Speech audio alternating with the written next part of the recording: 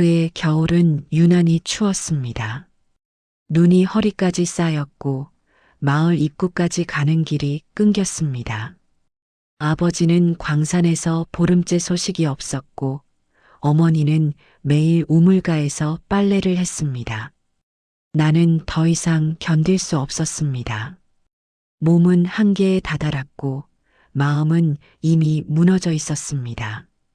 아침에 일어날 때마다 어지러웠고 밥을 먹으면 토했습니다. 밤마다 식은땀에 젖어 깨어났습니다. 은주야, 얼굴이 왜 그래? 밥은 먹고 다니니? 어머니가 물었지만 나는 대답하지 않았습니다. 말을 할 수가 없었습니다. 목구멍이 막힌 것 같았습니다. 그날도 어머니는 빨래를 들고 나갔습니다. 눈길을 헤치며 마을 반대편으로 향했습니다. 문이 닫혔습니다. 나는 부엌 구석에 몸을 숨겼습니다. 은주 어딨어? 기성 오빠의 목소리가 들렸습니다. 나는 숨을 죽였습니다. 발소리가 가까워졌습니다. 여기 있네. 기훈 오빠가 나를 끌어냈습니다. 나는 저항하지 않았습니다. 저항해봤자 소용없다는 걸 알았으니까요. 방 안으로 끌려갔습니다. 새 오빠가 문을 닫았습니다. 나는 벽에 등을 기댔습니다. 온몸이 떨렸습니다. 오늘은 좀 조용히 해.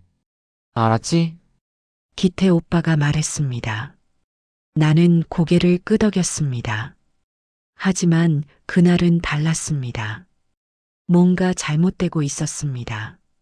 몸이 예전과 달랐습니다.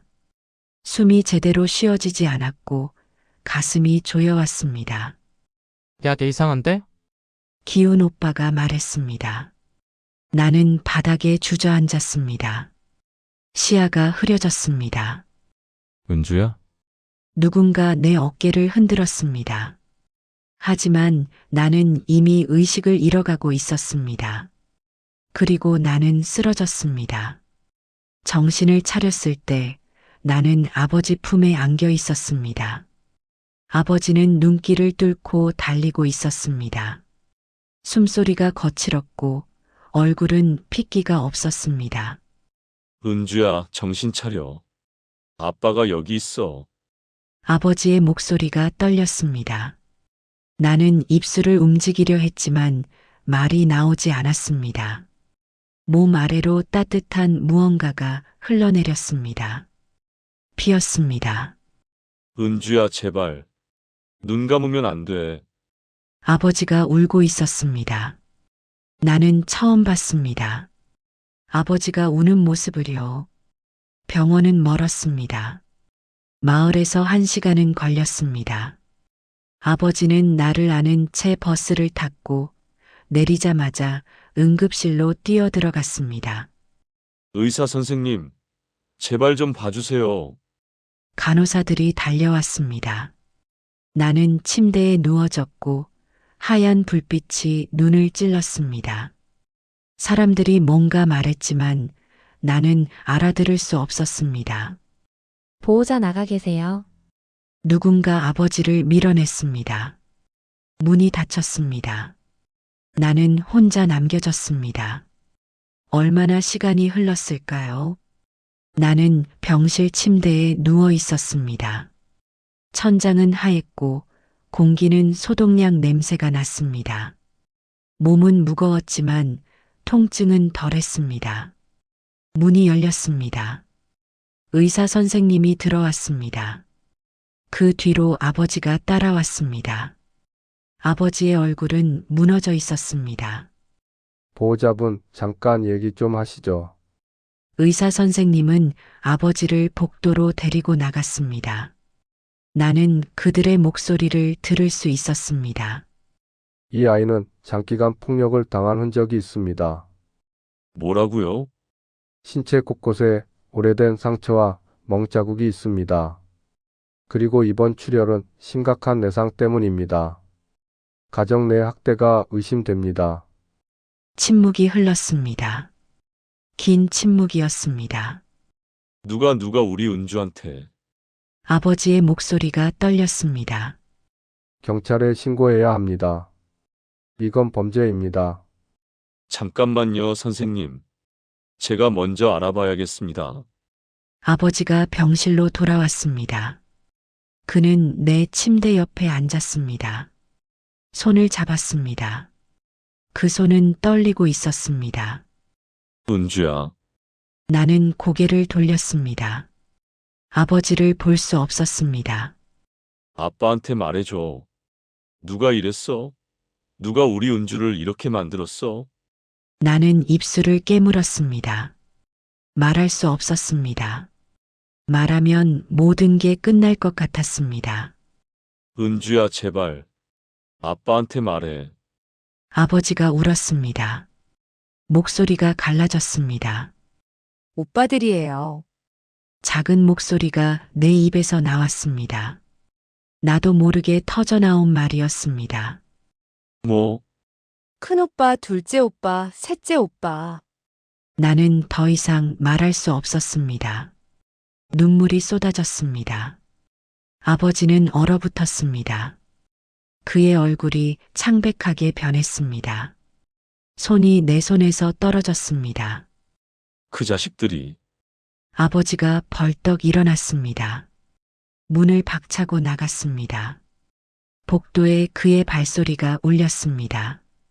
집으로 돌아온 아버지는 미친 사람 같았습니다. 어머니는 빨래를 개고 있었고 오빠들은 방에 있었습니다. 기성아, 기훈아, 기태야, 당장 나와. 아버지의 고함이 집을 흔들었습니다. 오빠들이 방에서 나왔습니다. 그들의 얼굴은 불안했습니다. 아버지 왜 그러세요? 기성 오빠가 물었습니다. 이 개자식들아, 아버지가 기성 오빠의 멱살을 잡았습니다. 그리고 주먹을 휘둘렀습니다. 기성 오빠가 바닥에 쓰러졌습니다. 여보, 왜 그래요? 어머니가 소리쳤습니다. 하지만 아버지는 멈추지 않았습니다.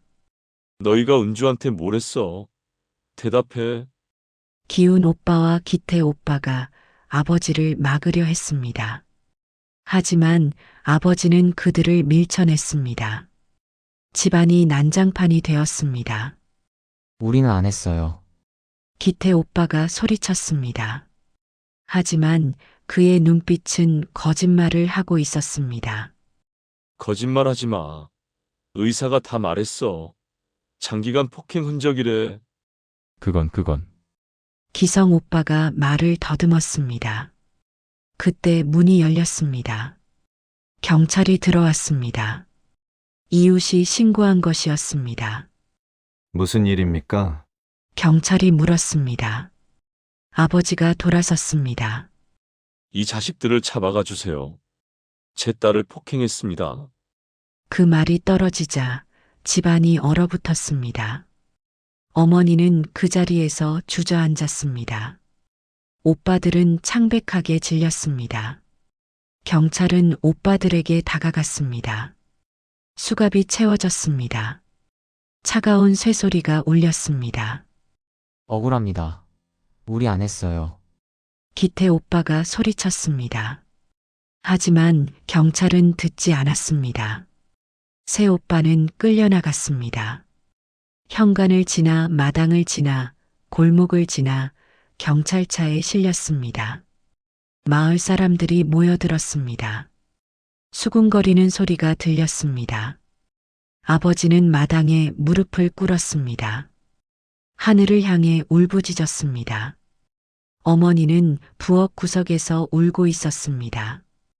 그날 밤 우리 가족은 완전히 부서졌습니다. 돌이킬 수 없었습니다. 이미 모든 것은 끝나버렸습니다. 사건이 터진 뒤 마을은 소문으로 들끓었습니다. 우물가에서, 가게 앞에서, 골목길에서 사람들은 속삭였습니다. 박신의 딸이 형들한테 당했다더라. 세상에. 그런 일이 한 집안에서. 그 집은 이제 끝났지 뭐.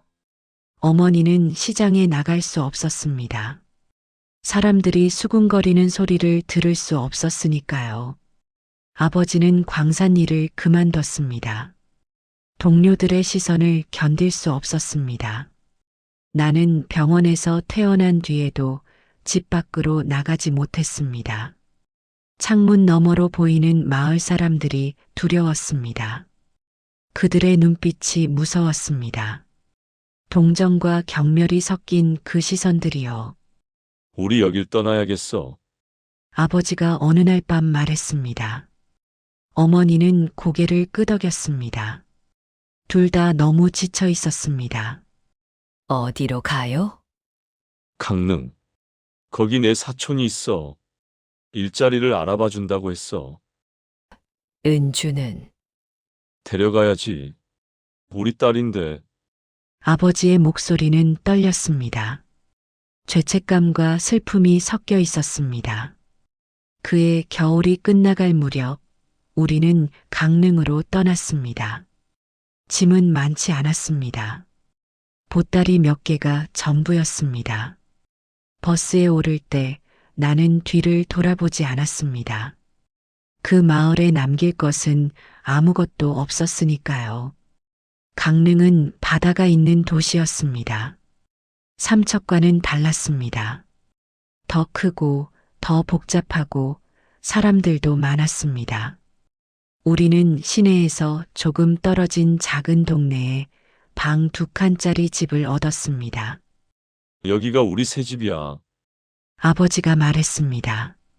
집은 낡았지만 따뜻했습니다. 창문으로 햇빛이 들어왔고 마당에는 작은 텃밭이 있었습니다. 어머니는 다시 빨래 일을 시작했습니다. 아버지는 부두에서 일을 구했습니다. 생선을 나르는 일이었지요. 두 사람은 아침 일찍 나가서 밤늦게 돌아왔습니다. 나는 혼자였습니다. 하루 종일 집에 있었습니다. 밥을 먹고 마당을 쓸고 빨래를 널었습니다. 그리고 밤이 되면 잠을 청했습니다. 하지만 잠은 오지 않았습니다. 악몽은 매일 밤 찾아왔습니다. 어둠 속에서 오빠들이 나타났습니다. 그들의 손이 나를 붙잡았고 목소리가 귓가를 울렸습니다. 도망갈 수 없어. 넌 우리 거야. 나는 비명을 지르며 깼습니다. 온몸이 땀으로 젖어 있었습니다. 숨을 제대로 쉴 수 없었습니다. 어머니가 달려왔습니다. 나를 안아주었습니다. 괜찮아, 은주야. 꿈이었어. 다 끝났어. 하지만 끝나지 않았습니다. 악몽은 계속되었고 공포는 사라지지 않았습니다. 낮에도 불안했습니다. 문 열리는 소리가 들리면 몸이 얼어붙었습니다. 남자 목소리가 들리면 가슴이 두근거렸습니다. 누군가 내 어깨를 스치기만 해도 소리를 지르고 싶었습니다. 이렇게 살 수는 없어. 아버지가 말했습니다. 그는 나를 병원에 데려갔습니다. 정신과였습니다. 의사 선생님은 조용히 내 이야기를 들었습니다. 나는 말을 많이 하지 못했습니다. 목이 메었고 눈물이 나왔습니다. 천천히 회복될 거예요. 시간이 필요합니다. 의사 선생님은 약을 처방했습니다. 잠을 잘 수 있게 해주는 약이었습니다. 그리고 말했습니다. 학교에 가보는 게 어떨까요? 또래 아이들과 지내는 게 도움이 될 수 있어요. 나는 고개를 저었습니다. 학교는 무서웠습니다. 사람들이 무서웠습니다. 괜찮아. 천천히 생각해보자. 하지만 결국 나는 학교에 가기로 했습니다. 아버지와 어머니가 너무 걱정하는 게 보였으니까요. 나 때문에 그들이 더 힘들어하는 게 싫었습니다. 새 학교는 조용했습니다. 중학교 2학년으로 편입했습니다. 담임 선생님은 중년의 여자 선생님이었습니다. 온화한 얼굴이었지요. 박은주 학생이구나. 반갑다. 여기 친구들이 다 착하니까 걱정 마. 선생님은 나를 교실로 데려갔습니다. 아이들이 나를 쳐다봤습니다. 호기심 어린 눈빛이었습니다. 나는 고개를 숙였습니다. 얘들아, 전학 온 친구야. 잘 지내자. 선생님이 말했습니다. 아이들이 박수를 쳤습니다. 나는 뒷자리에 앉았습니다. 창가였습니다. 창밖으로 바다가 보였습니다. 처음 며칠은 힘들었습니다. 아무와도 말하지 않았습니다. 쉬는 시간에는 혼자 앉아 있었고, 점심시간에는 구석에서 밥을 먹었습니다. 하지만 어떤 아이들은 다가왔습니다. 나 김수진이야. 옆 반인데 너 새로 온 애지? 통통한 얼굴의 여학생이었습니다. 밝게 웃고 있었습니다. 응. 나는 짧게 대답했습니다. 우리 같이 밥 먹을래? 괜찮아. 왜? 혼자 먹기 싫잖아. 수진이는 내 옆에 앉았습니다. 그리고 자기 도시락을 펼쳤습니다. 나 김밥 싸왔는데 하나 먹을래? 나는 고개를 저었습니다. 수진이는 개의치 않고 계속 말했습니다. 학교 이야기, 선생님 이야기, 친구들 이야기를요. 나는 듣기만 했습니다. 하지만 나쁘지 않았습니다. 수진이의 목소리는 따뜻했습니다. 시간이 흘렀습니다. 봄이 왔고 여름이 왔습니다. 나는 조금씩 변하고 있었습니다. 여전히 악몽을 꾸었지만 횟수가 줄었습니다. 여전히 불안했지만 숨을 쉴 수는 있었습니다. 수진이는 계속 내 곁에 있었습니다. 아무것도 묻지 않았습니다. 그저 옆에 있어 주었습니다. 가끔 웃긴 이야기를 해주었고 가끔 함께 바다를 보러 갔습니다. 은주야, 너 웃는 거 처음 봤다. 어느 날 수진이가 말했습니다. 나는 놀라서 손으로 입을 가렸습니다. 웃었다니. 내가 예쁘다. 자주 웃어. 수진이가 웃었습니다. 나도 다시 웃었습니다. 작게, 조심스럽게. 담임 선생님도 나를 도와주었습니다. 방과 후에 남아서 공부를 가르쳐 주었습니다. 수학과 국어를요. 은주야, 너 머리 좋구나. 조금만 노력하면 성적 많이 오를 거야. 선생님의 말에 나는 고개를 끄덕였습니다. 공부는 좋았습니다. 공부를 하면 다른 생각을 할 수 없었으니까요. 어느 날 선생님이 물었습니다. 은주야, 장래 희망이 뭐니? 나는 잠시 생각했습니다. 장래 희망이라니. 그런 걸 생각해 본 적이 없었습니다. 모르겠어요. 천천히 생각해봐. 시간 많아. 선생님은 내 머리를 쓰다듬었습니다. 따뜻한 손이었습니다. 집으로 돌아오는 길, 나는 바다를 보았습니다. 파도가 밀려왔다 밀려갔습니다. 끝없이 반복되는 움직임이었습니다. 나도 저 파도처럼 될 수 있을까요? 부서져도 다시 일어나는. 은주야. 뒤에서 목소리가 들렸습니다. 어머니였습니다. 시장에서 돌아오는 길이었나 봅니다. 같이 가자. 어머니가 내 손을 잡았습니다. 손은 거칠었지만 따뜻했습니다. 어머니. 왜? 괜찮아질 거죠? 나는 물었습니다. 어머니는 멈춰 섰습니다. 그리고 나를 꼭 안아주었습니다. 그럼 우리 은주는 강한 애야. 꼭 괜찮아질 거야. 어머니의 목소리가 떨렸습니다. 나는 어머니를 안았습니다. 두 사람은 그렇게 한참을 서 있었습니다. 바람이 불었습니다. 바다 냄새가 났습니다. 짜고 시원하고 살아있는 냄새였습니다. 나는 살아있었습니다. 아직은 많이 아프고 많이 무너져 있었지만 그래도 살아있었습니다. 그리고 조금씩, 아주 조금씩 나는 다시 사람이 되어가고 있었습니다. 고등학교를 졸업하고 나는 교육대학에 진학했습니다. 선생님이 되고 싶었습니다. 아이들을 가르치고 지키고 따뜻하게 안아주는 사람이 되고 싶었습니다. 왜 교대에 가려고 해? 아버지가 물었습니다. 나는 잠시 생각하다가 대답했습니다. 나 같은 아이를 만들고 싶지 않아서요. 아버지는 아무 말도 하지 않았습니다. 그저 고개를 끄덕였을 뿐입니다. 눈가가 붉어졌습니다. 대학 4년은 힘들었지만 의미가 있었습니다.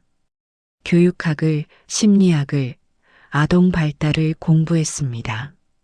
실습을 나가서 아이들을 만났습니다. 그들의 웃음을 보며 나는 조금씩 치유되었습니다. 졸업 후 나는 강릉의 한 초등학교에 발령받았습니다. 3학년 담임이었습니다. 24명의 아이들이 나를 기다리고 있었습니다. 선생님, 이름이 뭐예요? 한 아이가 물었습니다. 나는 칠판에 이름을 썼습니다. 박은주 선생님이야. 우리 1년 동안 재밌게 지내자. 아이들이 박수를 쳤습니다. 나는 웃었습니다. 이제는 자연스럽게 웃을 수 있었습니다. 교단에 서면서 나는 배웠습니다. 아이들을 보는 법을요.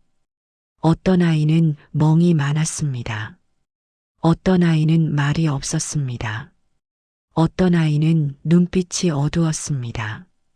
나는 그 신호들을 알아차렸습니다. 예전에 나를 봤으니까요. 지우야, 선생님이랑 얘기 좀 할까?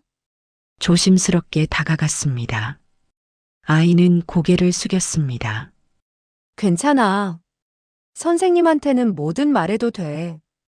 천천히, 아주 천천히 아이는 입을 열었습니다. 집 이야기를, 아픈 이야기를요. 나는 학교 상담실과 연결했습니다. 필요하면 아동보호기관에 신고했습니다. 누군가는 나를 오지랖이 넓다고 했지만 상관없었습니다. 단 한 명이라도 더 지킬 수 있다면요. 선생님 덕분에 살았어요. 몇 년 뒤, 그때 그 아이가 편지를 보냈습니다. 나는 그 편지를 지금도 간직하고 있습니다. 30살이 되던 해 나는 결혼했습니다. 남편은 같은 학교 체육 선생님이었습니다. 온화하고 말이 적은 사람이었지요. 은주 씨 커피 한잔 할래요? 그가 처음 말을 걸었을 때 나는 놀랐습니다. 사람들이 두려웠던 나에게 누군가 다가온다는 게 낯설었으니까요. 하지만 그는 기다려 주었습니다. 내가 마음을 열 때까지 천천히 조급하지 않게요. 나 과거에 힘든 일이 있었어요. 고백했을 때 그는 내 손을 잡았습니다. 괜찮아요. 과거는 과거예요. 저는 지금의 은주 씨가 좋아요. 그 말에 나는 울었습니다. 처음으로 누군가 나를 있는 그대로 받아들여 준다는 게 믿기지 않았습니다. 결혼식은 작았습니다. 가족과 친구 몇 명만 초대했습니다. 아버지는 내 손을 잡고 눈물을 흘렸습니다. 행복해라, 은주야. 내 아버지. 나는 약속했습니다. 행복하게 살겠다고. 첫째 딸이 태어났습니다. 작고 따뜻한 생명이었습니다. 내 품에 안긴 아이를 보며 나는 다짐했습니다. 너는 절대로 아프지 않게 해줄게. 엄마가 지켜줄게. 둘째 아들이 태어났습니다. 셋째 딸이 태어났습니다. 집은 시끄러웠지만 따뜻했습니다. 아이들의 웃음소리가 가득했습니다. 남편은 좋은 아버지였습니다. 아이들을 안아주고 놀아주고 사랑해 주었습니다. 나는 처음으로 안전한 가족이라는 것을 경험했습니다. 여보, 괜찮아요? 남편이 물었습니다.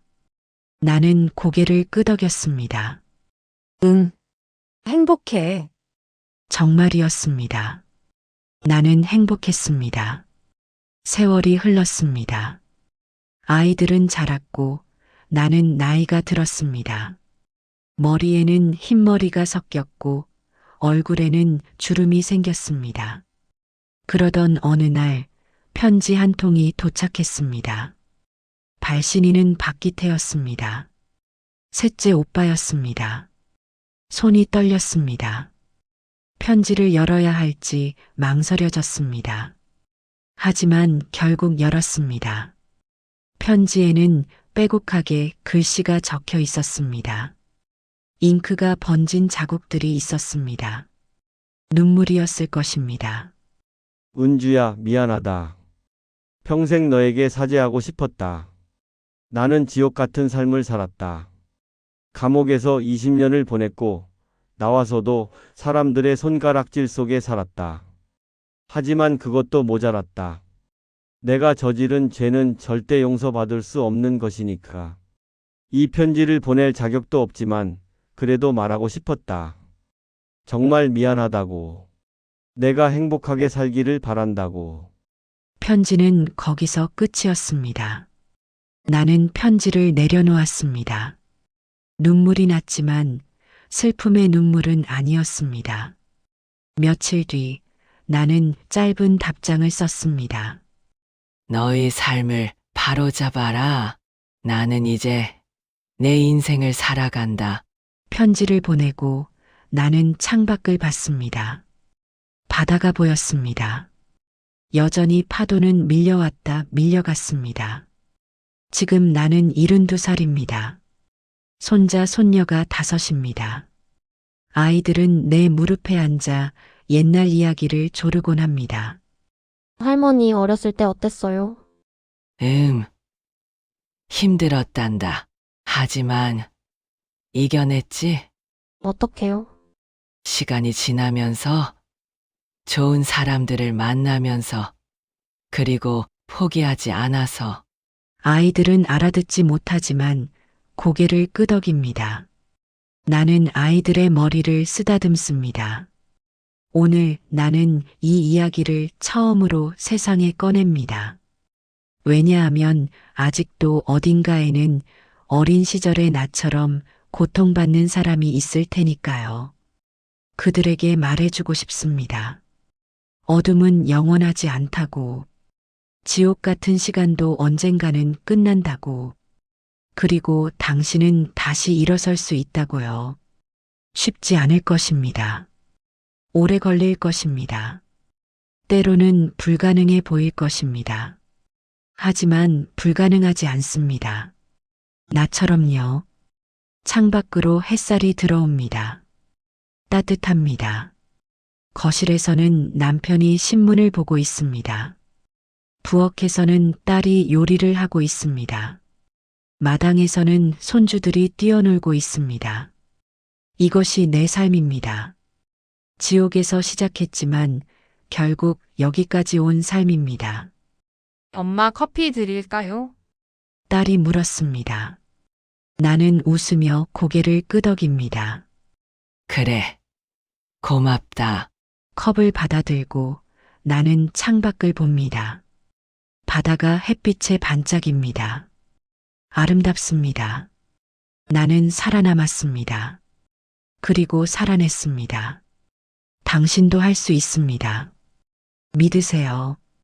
포기하지 마세요. 어둠 끝에는 반드시 빛이 있습니다. 나처럼요.